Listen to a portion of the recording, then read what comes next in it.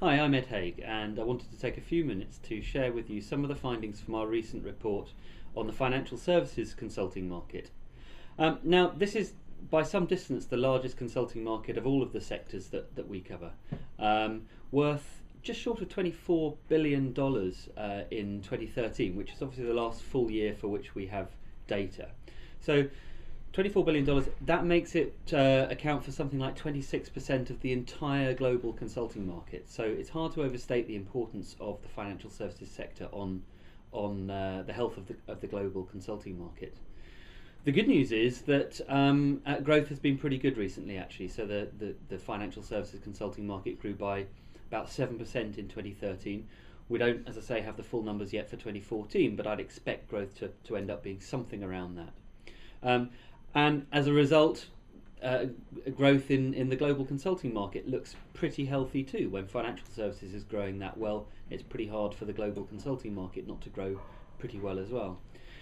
Banking, you won't be entirely surprised to hear, is the largest part of that total financial services consulting market, worth just slightly less than $10 billion. But our report covers other sectors as well, other subsectors, including capital markets, insurance, private equity, investment and wealth management. All of those are a little smaller than banking, and obviously the detail of that is in our report about the size of those. There's also detail in our report. We break each of those subsectors down by consulting service and by geography. So there's a great deal of detail about the size of the market in each of those areas. In terms of what's really kind of driving the market at the moment, well, this is just some short insights, but I just wanted to mention three things. The first is regulation, and really you can't have a conversation about financial services, or by association its consulting market at the moment, without talking about regulation. We estimate that regulation probably accounts for something in the region of 80% of all financial services consulting at the moment. So it's pretty hard to overstate the impact that this has on the market as a whole. There is, of course, work going on outside of regulation, but much of that is driven by regulation. So what we're seeing is a situation in which financial services organisations are being compelled by regulators to do certain things. Many are putting all of their efforts simply into complying with that regulation, but others are seeing it as an opportunity to do the things that they want to do or need to do at the same time as doing the things that they have to do.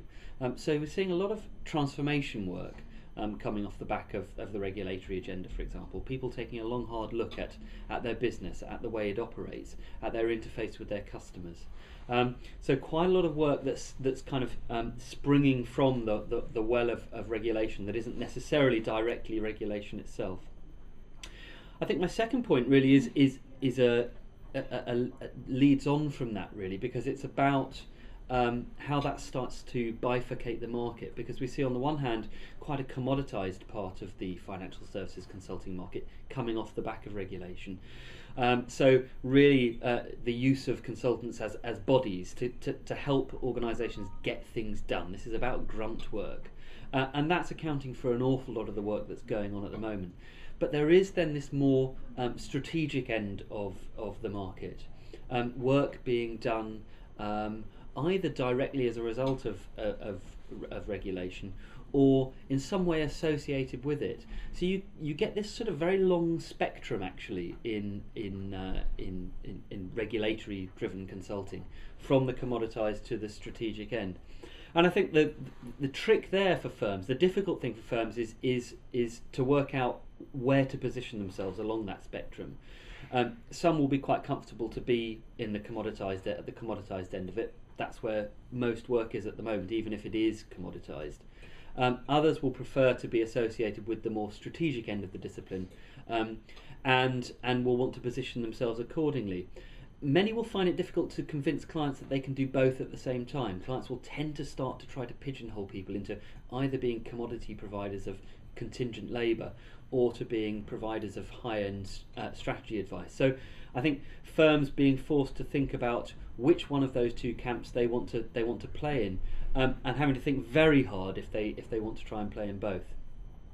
That leads on to perhaps the last point, just for these purposes, which is about the extent to which financial services clients are trying to deconstruct the traditional consulting model. We hear about the deconstruction of the consulting pyramid elsewhere, but it's particularly acutely felt, I think, in financial services. These are clients, remember, that tend to often think they're smarter than consultants in the first place. This is the one sector that doesn't feel as though it's going to be outsmarted by clever consultants.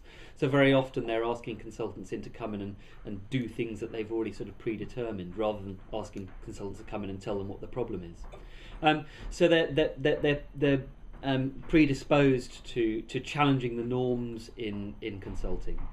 But they are very actively, I think, at the moment, deconstructing the pyramid, thinking about where specifically they want to buy consulting support. At one moment deciding that what they want is relatively junior analytical resource to help them to do a particular project. At another moment what they need are very small numbers of very senior, very experienced, deep sector specialists.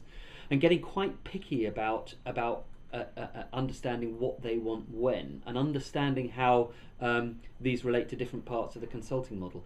The challenge for consulting firms, of course, is how to exist in more than one space at once, how to house more than one model, how to accommodate more than one type of delivery mechanism under one consulting roof.